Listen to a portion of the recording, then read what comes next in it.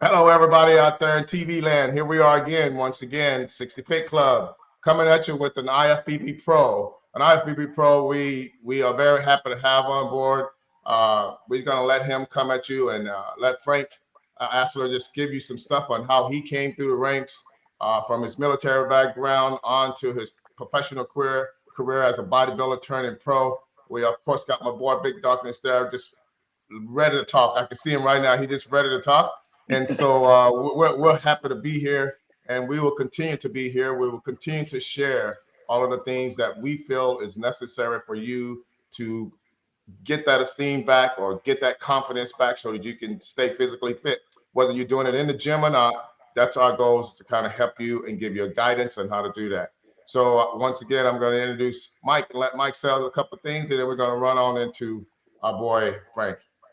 I just want to start off and say, hey, thank everybody that's been watching, been tuning in. Hopefully, you guys are sharing, and subscribing. But when you look at, you got three men right now, over 60. We're talking about over 100 years of experience. So hopefully, we can get our message out. We got an excellent guest today. I call him my big bro. We've been talking for a while. He's got a lot of accomplishments. Inspirational on things that he's does and has accomplished. And why don't we just get right into it, man? Go ahead. Oh, come on board, Frank. Just really happy to be here with and talk to you all about some of the things that I've done. I started training at 19 years old. I started training and I found my passion. It was my passion, and I went ahead and ended up getting into competitive bodybuilding. At the time, that's all there was bodybuilding. Like now, we got men's physique and all this other stuff. But when I got in the game, way back when I was 19 years old, there was only bodybuilding, and that was it. So what I ended up doing was started competing and competed well through 64 years old. I turned pro at let's see, what was it? I turned pro at 60. At 60 years old, I turned pro. And so that pretty much, it was a long road. It was a long road. And so what made you decide that, if you can still hear me, what made you decide to try to go pro? And instead of just staying in the physical fit world and just kind of stay healthy.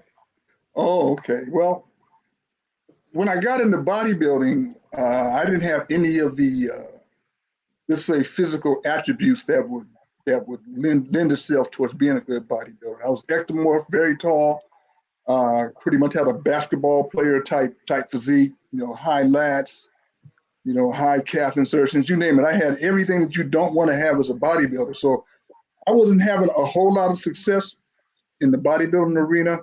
And then along comes men's physique. And I want to say it was 2013. So I made that transition and went into men's physique at that point. And by that time, I was already 56 years old. And I was competing in the chasing the pro card at that point, because I knew I had a legitimate chance at a pro card in men's physique. And so started chasing the pro card at 56 years old, competing in the 45-year-old category at that point. And so ended up, ultimately, they did create a 60 division, and I was able to turn pro in the 60 division. For people that, Frank, for people that don't know or understand, what is the men's physique? What is that? What is that composed of? Because some people don't understand what that is. Understood. Men's physique is just a category that it's a spin-off. It's considered part of bodybuilding, but basically the thing with men's physique is you wear a board short, so your legs aren't judged in men's physique competition, and there's more of theoretically it's a more, let's say, obtainable look, a look that you would go if you went to a beach or something and walked around and you saw guys that were in shape, great, jacked. You would see that type of a physique, and so that was the theory behind it. was to create a competition that was that type of look. And at 60 years, and at 60 years old, you were able to accomplish and achieve and get your IFBB Pro card. Am I correct? Yes, sir. Yes, sir. I actually, like I said, I started chasing the pro card. Like I have been competing since I was 19. I had already been competing, but it was in bodybuilding. But I started actually going for the pro card at 56. I was 56 when I did my first pro qualifier.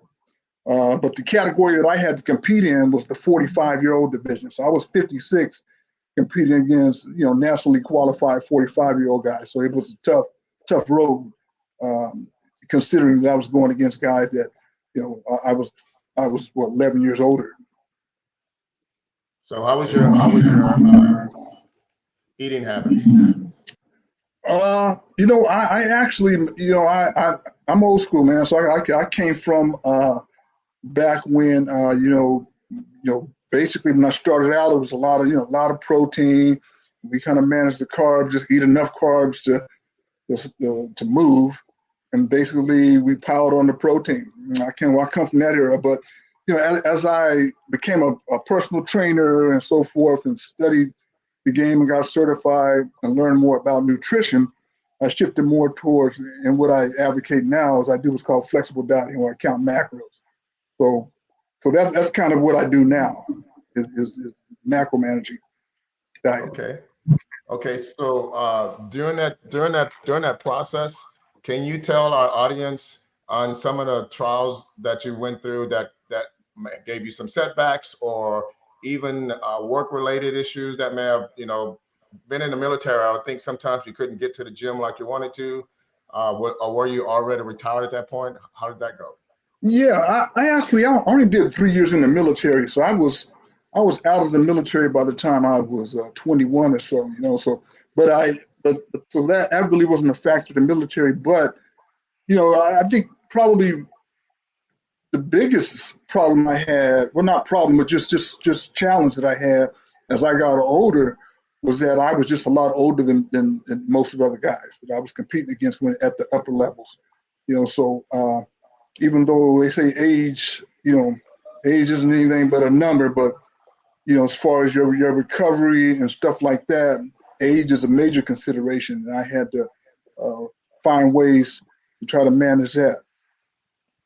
So at 60, you got your pro card, but what I want to ask you though, Frank, what kind of regimen as far as working out? Because it's people out there, you're 60 years old, got a pro card, you're still working out, you're 64, right?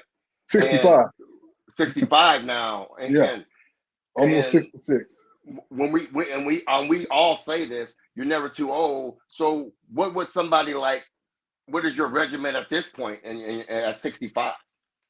Oh, at this point, my training and my diet and everything has changed considerably. I just retired from competitive bodybuilding last year at 64. So, but a lot has happened since then. So a lot of stuff has changed.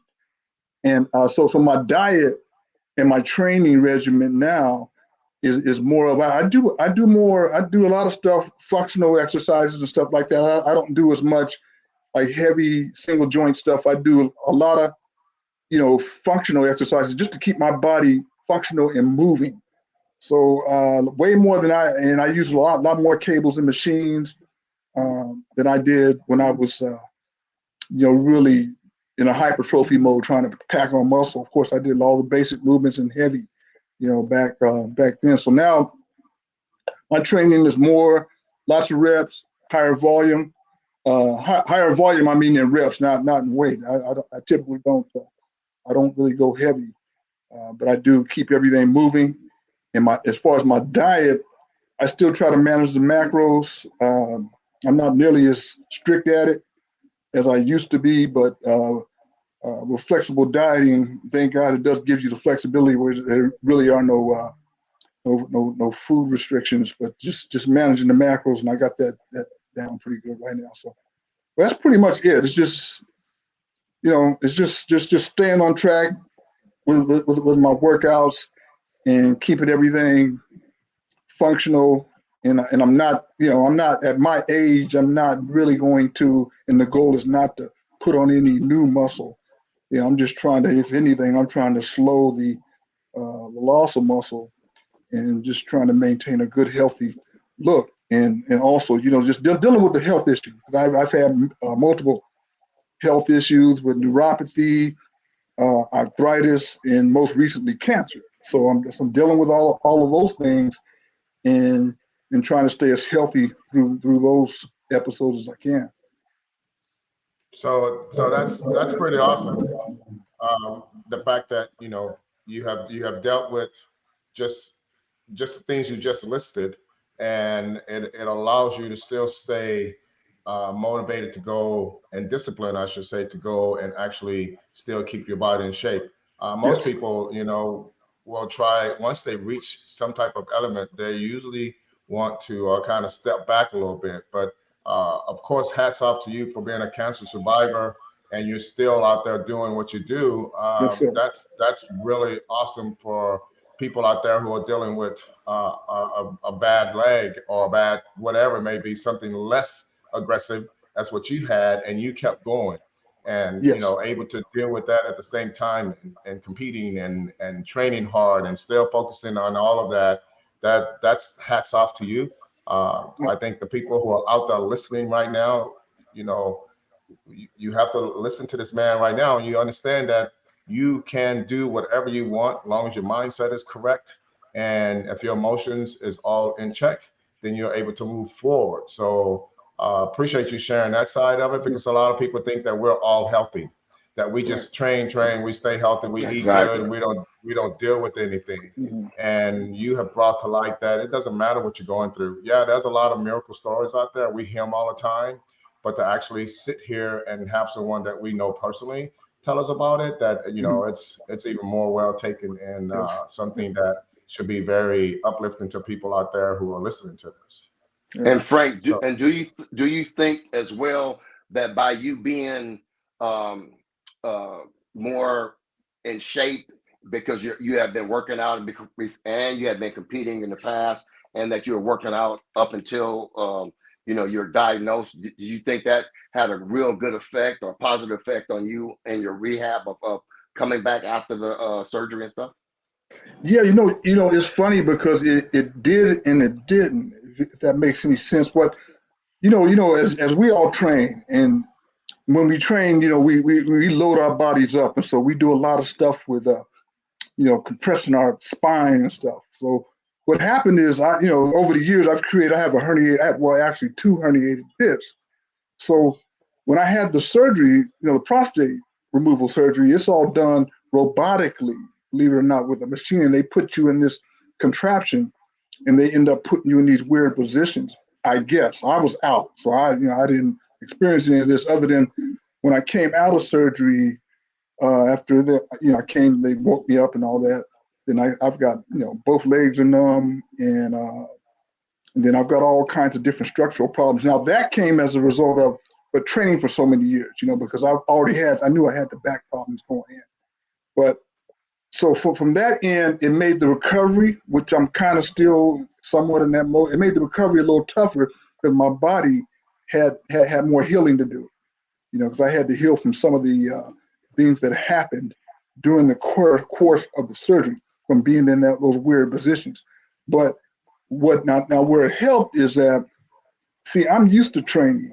I've trained all my life. So coming out of the surgery, and when I went into my recovery, when I'm doing the things that I need to do to get myself back functional, that was a piece of cake because I'm used to, being that consistent and disciplined in what I do towards supporting whatever my body needs. So coming back, like I'm actually in that mode right now, back into the recovery process, staying consistent in dealing with all of the issues of recovery is easy because it's just like what I have been doing the whole time. And one other right. thing that did make it good for me was because I stayed in shape. I've stayed in shape pretty much ever since I started bodybuilding. Is that going into surgery, I was in good shape, like physical shape. So that did help as far as like having my body fat where they actually would like to have it when they're doing that type of surgery. You know, I already met all that criteria coming in. I was good to go. Like I said, the only problems I had was the structural stuff that was all, you know, my neck and all this other stuff. This issue that I already had, but then when they put you in that friggin' in that whirly bird thing, you know, it's going to shake you up. It's like putting you in a friggin' what do you call it, like a blender or something. You come out of it, and they wake you up, and it's like, whoa! They woke up some stuff. I thought they woke up that lower back, that L4, that L5, everything was, you know, I was dealing with all of that. So that's how that went. So people need to understand it. I don't know. Rob kind of disappeared for a minute. He'll be back, but people don't understand that you have to go back into that recovery. You like you said, in a recovery mode, you're in a rehab mode, and then you get back into your routine mode. And the thing is, at our age, people don't have to understand that you can do it. And what happens is, I know a lot of times we've experienced, and I've seen other people that once they have an injury or they have a setback or they may have cancer and they're recovering from it, they decide that, hey, I'm not working out anymore, and they give up in that aspect. But when you go into with the mindset that we have at this point in life, that, you know what, hey, it's another challenge for me. That's how I look at it. When I have my surgeries or whatever, or little hiccups, I'm saying, hey, this is just something that's going to challenge me, make me better. Hey, give me something to focus on even more, you know. And I see you now every day, and I see how your workouts have changed, but you're staying fit. You still look athletic, you know, and that's real positive, and that's real inspiration for people out there that's going through maybe something similar or with something else, or injury or anything. So Frank, what would you say to people out there who are really interested in training, but they don't want to go to the gym? You know, they kind of have a fear factor of going to the gym. So I know you once was a gym owner, and can you kind of explain to us what are some of the things you would tell a client who says, you know what, I just don't want to come to the gym, but I do want to work out? What would you tell them to do? Oh yeah, there's so many things, you know, because a lot of I'd be willing to say that the vast majority of clients are what I call weight loss clients. They're folks that need to lose weight, body fat. So it's so many things that you can do outside, you know, which you can do athletic workouts. You can do calisthenics. You know, and the big thing, obviously, you know, they kind of manage the diet to go along with that. I mean, that's a great program. I mean, you get the benefits of all the vitamin D. You're outside, and you know, you find a park, and there's your gym right there. You know, so there's no excuse as far as, you know, I myself, I still do outside workouts all the time. Yes. Yeah. Awesome. Do you prefer any type of split? You know what I mean, like a 3 days on, 1 day off, or you're a 6 day kind of guy? You know what? I'm old school. I'm a 3 on 1 off. You know, push, pull, legs, rest. You know, I've been doing that forever.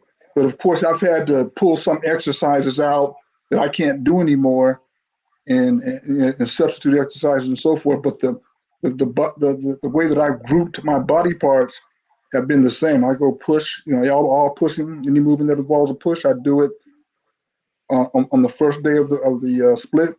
Second day, I do anything that involves a pulling motion, biceps, back. I do all that, you know, second. Then the third day, I do legs all by themselves, and then I rest. But, you know, to be honest with you, I usually don't rest now, you know, because of the fact that I like to, my workouts are so not intense anymore. You know, I don't tear down the muscle like I used to. You know, so but even though I'm doing those muscle groups like that, I don't tear them down. So I'm not sore and all that. I can work out every day, and so I do. I typically, when it comes to 3 on 1 off, on the 1 off, I'll probably do a little bit of cardio or something. I just keep it moving. So that's the kind of split that I follow right now at this junction. You stay active with your splits. Hey Rob, question for you. What is your routine? What is your split? Do you have a split? I actually go 6 straight, and then I'll take off on Sundays. The reason why I enjoy doing, first of all, I like doing back and shoulders since they all come in a connecting phase. Then I will do my legs, and then I will do chest, tries, and tries and buys, and then I'm able to get each body part in twice a week. So my Monday workouts I'll do again on Thursdays. My Tuesday workouts I do again on Fridays. My Wednesdays I do on Saturdays, and then I'm off on Sundays. I just like that better because number one, it keeps me, as Frank just stated, keeps me going daily, especially at my age. I want to keep doing something, and I just like the one push and one pull, and then that way my body is not so fatigued by doing all pulls, and I get fatigued out.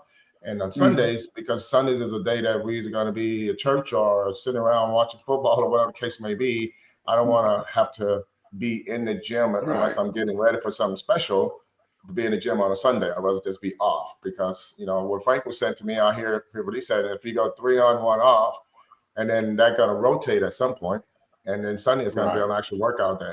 So, and that's my reasoning for doing it. What about you? Yeah, we're so similar. Yeah. I'm 6 days. Yeah. But since I got my shoulder replaced, I changed it up. I'm doing the lower body now more than I was doing the upper body. So I'll train legs maybe 3 times a week, but I'm going 6 days straight. And then every now and then I'll hit cardio on a Sunday morning if I don't have anything to do or nothing going on. But it's always about movement. Like I said, I want to look more athletic. I'm looking at the long list, like we talked about before, being the longevity of being around for a while. So not, I might work legs hard just once out of that time, and then everything else is just maintenance on it. And then I'm doing my chest. I do chest and back together as well, and I do shoulders and arms, and basically following what you do. I just added, the other day, and another day of legs, but I'm doing 6 and 1 basically because I'm off on Sundays. Yeah. Well, cool. Then, it sounds like, to everyone out there who's listening to this, that as you can see that there's a lot of different ways to go about doing what you do. The most important thing is just getting to the gym. And if you can't get to the gym, if it's something that you don't want to do, just make sure you find some type of way to get it done at the park or at your home. There's so many people who went out and bought equipment during the 2020 phase that somebody got some type of work in their house. And what I would say to everyone who's out there, if you got a bench and an incline bench, and you got dumbbells, which can be a Bowflex set where you got one set of dumbbells that you can do up to 90 pounds on, from 5 pounds to 95 pounds. You can pretty much get any workout you want in, from doing chest, from doing arms, from doing legs, back rows, and all of the different things that you can do. It will allow you to still get something done. The cardio phase of things, I recommend that because motion is lotion for our joints, especially at this age. And if we can get out and do that walk every day, or walk on a treadmill. I don't care to run anymore. I just don't. I don't think my knees want that anyways. Exactly. Yeah. And nothing but respect to people out there who actually do running. I respect that side of it. But with me, I weigh 248 pounds as of today.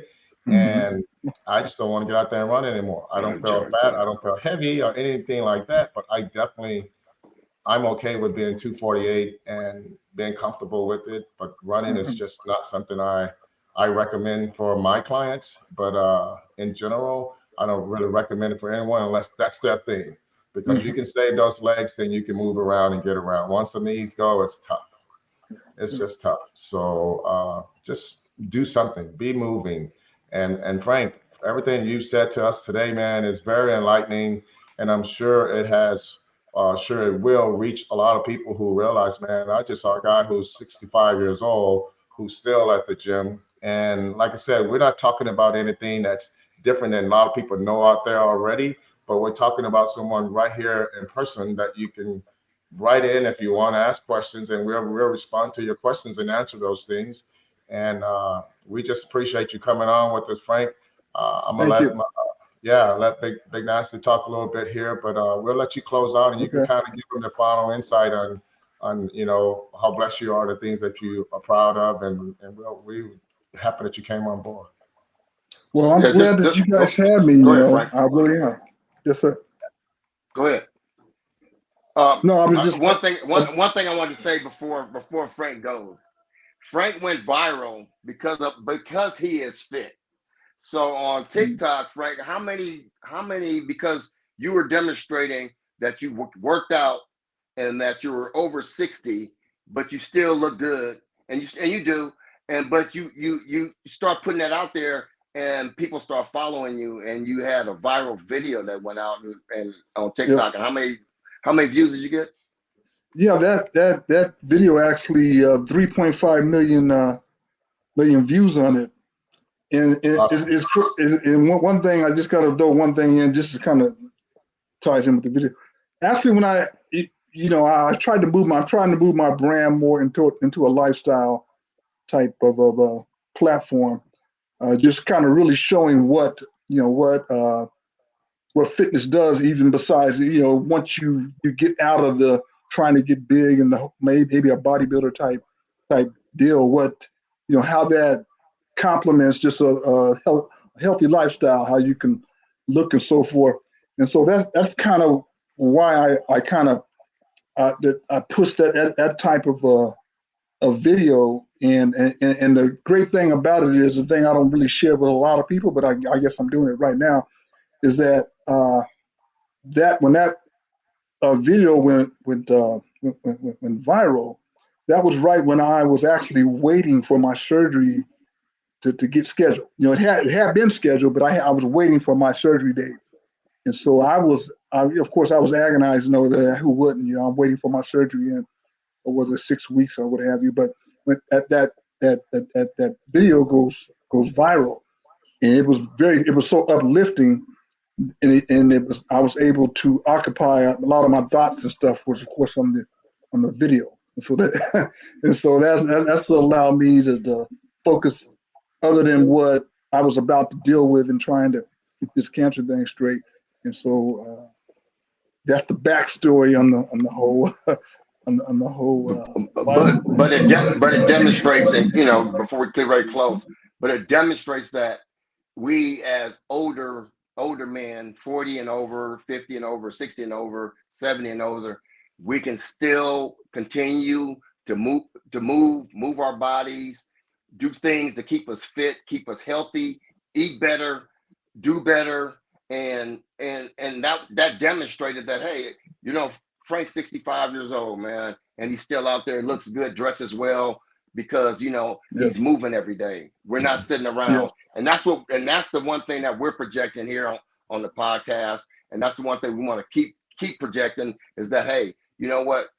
Start moving your body. Stop. I know a lot of people stop at 40 and 50. We got to continue to put this out there and push that, and that's what our intentions are. We want to just show everybody that, hey, life does not stop at 60. Be active. Continue to look well, do well, and look good.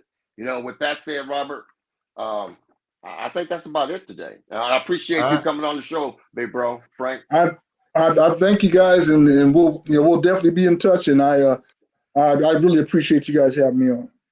Hey, Frank, if you want to take a moment and tell everybody where they can find you on all of your media, and Oh, okay. put that out there, and hopefully people see this and go ahead and see that what you're telling us is you actually live it, and it's not just a spokesman piece here today. So There let you them know go. where you're at. Okay, I'm 6.4 Fit Frank, all one word, 6.4 Fit Frank, and I'm on TikTok and I'm on Instagram, same name, 6.4 Fit Frank. Awesome. Awesome. Well, Awesome. everybody There it out is, there man. who's listening to this, just make sure you go and subscribe. We will continue to bring people to just share their stories with you, and just kind of give you some insight that it's never too late. It's never too late to get out there and do what you to get that shape back, and to feel good about yourself and live a little bit longer. I know we all got family and kids out there, and I'm sure you're gonna want to play with them at that later age. So don't let that that time matter creep up on you, and next thing you know, you're like, man, I wish I'd have worked out. Start now. Like I said, we're directing this to everyone, but definitely more specific to men 40 plus, because this is a time that you need to like really focus and make sure that you're ready to continue to live a long, safe, healthy life. So peace out to everybody out there in TV land, and we'll see you next time.